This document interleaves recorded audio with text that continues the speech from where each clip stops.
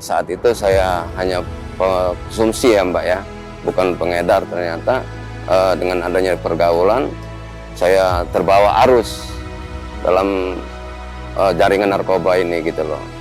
Dan saya saat itu menjadi kurir bandar narkoba. Di sini banyak yang saya dapatkan pengalaman. Satu, kita tahu diri. Kedua, kita tahu menempatkan diri di sini, Mbak. Ya kan? Pembinaan, apalagi semenjak ke lapas baru ini, dia menciptakan program dari Binker, terus pelatihan masak memasak.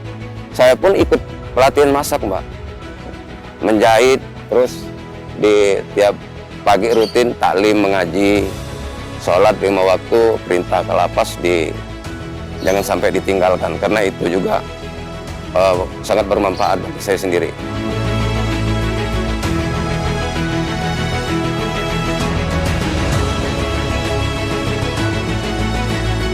Bandar, Bu. Bandar ya? Ya. Bandar narkoba. Iya, Bu. Pembinaan ini saya banyak perubahan, Bu. Semacam saya mengikuti pengajian di masjid, mengikuti kegiatan olahraga. Untuk kalapas sekarang ini kegiatan lebih banyak, Bu. Menurut Abang itu bermanfaat sekali nggak ketika Abang? Bermanfaat, Bu. Bermanfaat sekali ya? Pesan saya bagi masyarakat di luar, bagi generasi muda, jangan coba-coba dekati narkoba. Karena narkoba itu dampaknya sangat merusak jiwa, batin, pikiran, moral, akhlak pun rusak, Mbak. Pesan untuk di masyarakat, jangan sampai menggunakan narkoba, karena narkoba itu sangat berbahaya. Halo pemirsa Metro TV Lampung, senang sekali rasanya saya Kristi kembali menjumpai Anda dalam dialog spesial. Pada kesempatan kali ini pemirsa, tentu kita akan membahas topik yang sangat menarik. Pemirsa, kita mengetahui bahwa lapas narkotika adalah tempat pembinaan bagi para pelaku penyalahgunaan obat-obat terlarang. Selain itu, tak hanya pembinaan semata, namun lapas narkotika juga berperan penting untuk melakukan pembimbingan sosial, terapi, rehabilitasi, hingga juga ada kerohanian. Pada kali ini sudah hadir bersama saya Bapak Porman Siregar selaku Kepala Lembaga Permasyarakatan Narkotika Kelas 2A Bandar Lampung. Selamat siang Pak Porman, apa kabar Pak? Selamat siang Mbak Kristi. Kabar baik Pak Porman? Alhamdulillah kabar baik, luar biasa. Luar biasa, alhamdulillah. Selamat datang di Lapas Narkotika Terima kasih Bandar Lampung. Pak Porman untuk waktunya. Pak Porman, saya langsung saja Pak, bagaimana kondisi di Lapas Narkotika Bandar Lampung sendiri Pak Porman? Alhamdulillah aman, terkendali, cukup kondusif, apalagi menjalankan ibadah Ramadan ini. Mereka sangat antusias peningkatan ibadah di dalam lapas ini. Seperti itu Mbak.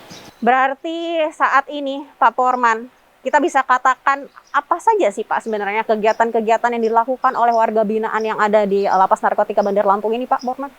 Ya, kalau kita merajut ke undang-undang ya, Undang-Undang Nomor 12 Tahun 1995 tentang pemasyarakatan, itu jelas di situ di pasal 1 disampaikan bahwa lapas itu adalah tempat pembinaan, jadi bukan tempat penyiksaan ya.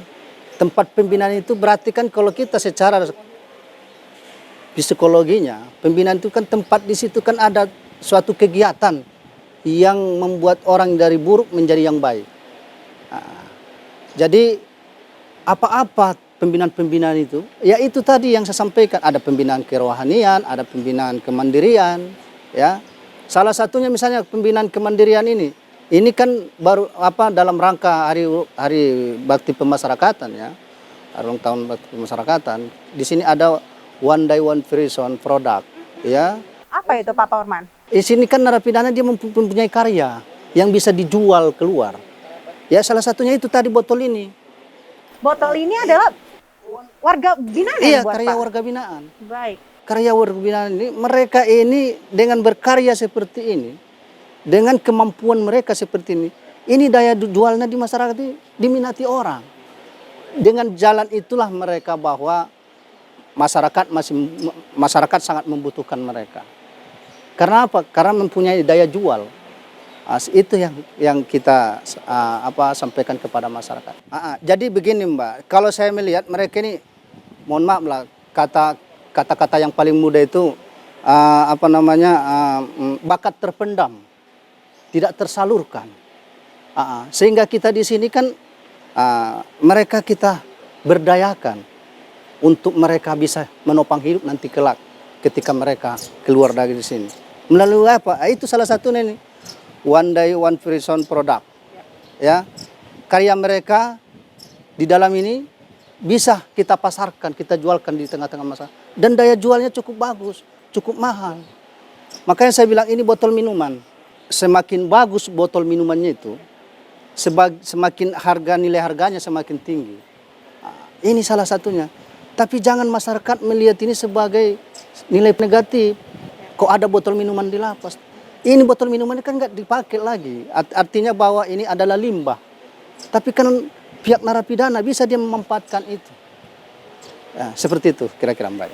Tapi menurut Pak Porman, kenapa life skill dan juga kerohanian sangat penting untuk dibentuk menjadi karakter warga binaan di sini, Pak Porman?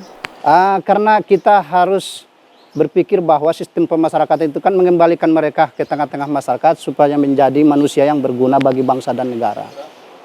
Jadi saya sangat mendasar sekali, tapi yang saya sampaikan di dalam lapas ini tentu pembinaan kerohanian yang saya perbanyak, karena kalau iman dia sudah kuat, kalau dia pembinaan kerohaniannya dia sudah mantap. Salah satu contoh baru-baru ini kita baru membuat pelatihan tentang imam fardu kifayah.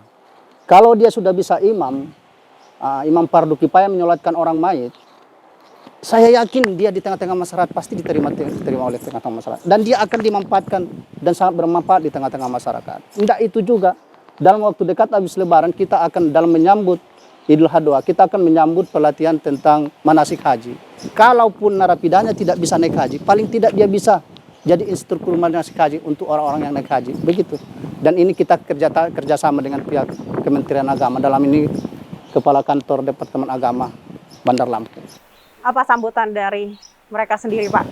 Mereka antusias, artinya narapidana ini ketika kita menawarkan pembinaan ini, mereka berlomba-lomba, bahkan sekarang belum kita laksanakan, sudah ada yang mendaftar sekitar 560 orang. Jadi ini mereka ini sangat, kalau kita bawa ke yang nilai positif, mereka menyadari juga kesalahan-kesalahan mereka. Mereka butuh juga supaya mereka keluar dari narkoba itu, seperti itu. Lalu Pak Porman, untuk kegiatan soft skill-nya seperti apa, Pak? Life skill itu alhamdulillah ya, kita kerjasama dengan pihak BLK ya, Badan Latihan Kerja Provinsi Bandar Lampung. Alhamdulillah sekarang lagi berjalan ini. Alhamdulillah kita lihat nanti lagi berjalan ya. Di situ ada pelatihan tentang pertanian, pelatihan perikanan, terus pelatihan tata boga, terus pelatihan tentang pembuatan roti, terus pelatihan tentang pengelasan, terus pelatihan tentang bangunan ya, bagaimana menyusun batan segala macam. Ini dan mereka ini sangat-sangat tergiur dengan kegiatan-kegiatan ini. Kita juga dari petugas juga sering menyampaikan dengan mereka supaya mereka jangan banyak bengong di dalam kamar. Jadi kita perbanyak kegiatan dengan mereka. Ya alhamdulillah, nanti kita lihat seperti apa di lapangan. Baik, nanti kita lihat sendiri ya Pak, seperti apa kegiatannya ya. Lalu Pak Porman, berarti kegiatan-kegiatan ini apakah menghadirkan para profesional untuk membimbing keluarga binaannya sendiri atau seperti apa Pak Porman sejauh ini? Dalam hal ini kan Pak Menteri selalu menyampaikan dengan kita ya, bahwa lapas itu tidak bisa kerja sama sendiri. Dia nggak akan bisa kerja sendiri. Makanya kita perbanyak stakeholder. Ya. Kita banyak bekerja dengan salah satu misalnya kita sekarang ini pembinaan tentang kerohanian ya. Kita sekarang ini pelatihan tentang sholat mayit. Ini kita hadirkan di sini Depak Lampung Selatan ya.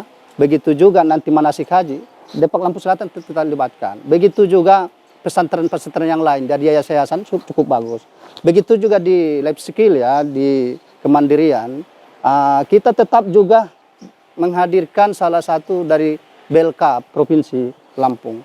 Jadi saya berpikir bahwa narapidana ini walaupun dia nanti satu meja yang dia buat lahan untuk mencari nafkah di luar, dia sudah bisa.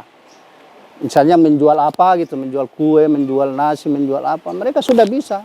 Jadi ketika mereka kembali ke tengah-tengah masyarakat, mereka sudah kuat menghadapi gejolak-gejolak yang ada di tengah-tengah masyarakat. Ya, Baik, itu. lalu Pak, pandangan Anda, Pak Ya, Powerman, ya. kegiatan apa yang paling disukai oleh warga binaan di sini, Pak? Kalau saya lihat kebanyakan di bidang agama ya, mereka kebanyakan di bidang agama.